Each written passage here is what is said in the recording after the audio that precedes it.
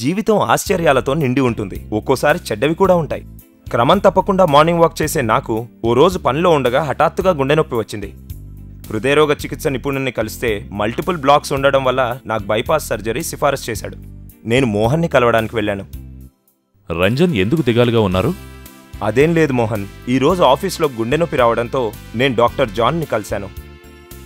అతను నాకు bypass surgery చేయించుకోమని సలహా ఇచ్చాడు.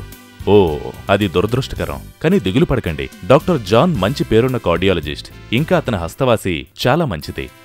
నేను శస్త్రచికిత్స గురించి అంతగా దిగులు పట్టం లేదు, కానీ దానికయ్యే ఖర్చు గురించే ఎక్కువగా ఆలోచిస్తున్నాను.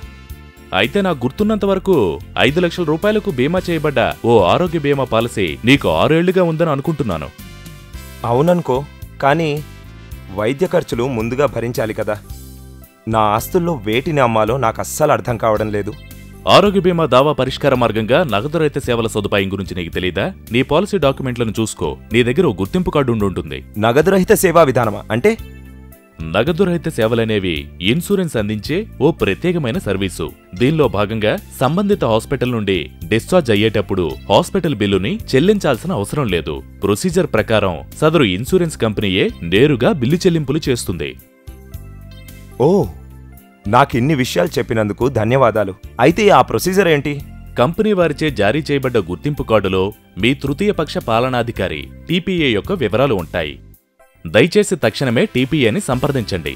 ఒకవేళ మీ దగ్గర గుర్తింపు కార్డు లేకపోతే బీమా కంపెనీ వారు ఒక్కోసారి పాలసీ నెంబరు ఆధారంగా నగదు రహిత సౌకర్యాన్ని అందిస్తారు. దాని కొరకు పాన్ కార్డ్ లేదా ఓటర్ కార్డులను ధృవీకరణకు కోరతారు. గుర్తుంచుకోవాల్సిన విషయం ఏంటంటే, ఈ నగదు రహిత సౌలభ్యం కంపెనీ వారి టీపీఏ నెట్వర్క్ హాస్పిటల్లోనే ఉంటుంది. నెట్వర్క్ హాస్పిటల్స్ అంటే నగదు రహిత సేవలందించడం కోసం ప్రత్యేక టీపీఏలతో ఓడంబడికి కలిగిన ఆసుపత్రులు మాత్రమే.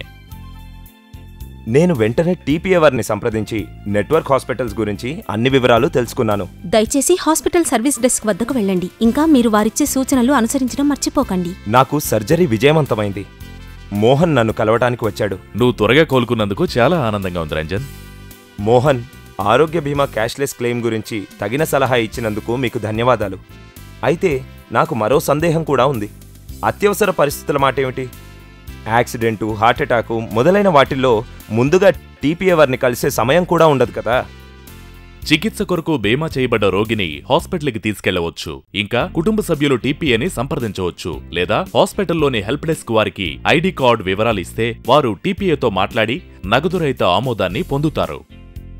గుర్తుంచుకోండి, దాదాపు అన్ని ఆరోగ్య బీమా పాలసీలు క్యాష్లెస్ అంటే నగదు రహిత సౌకర్యాన్ని కల్పిస్తున్నాయి. డాక్యుమెంటేషన్ ఇంకా దానికి సంబంధించిన ప్రక్రియ గురించి పూర్తిగా తెలుసుకుని ఉండండి.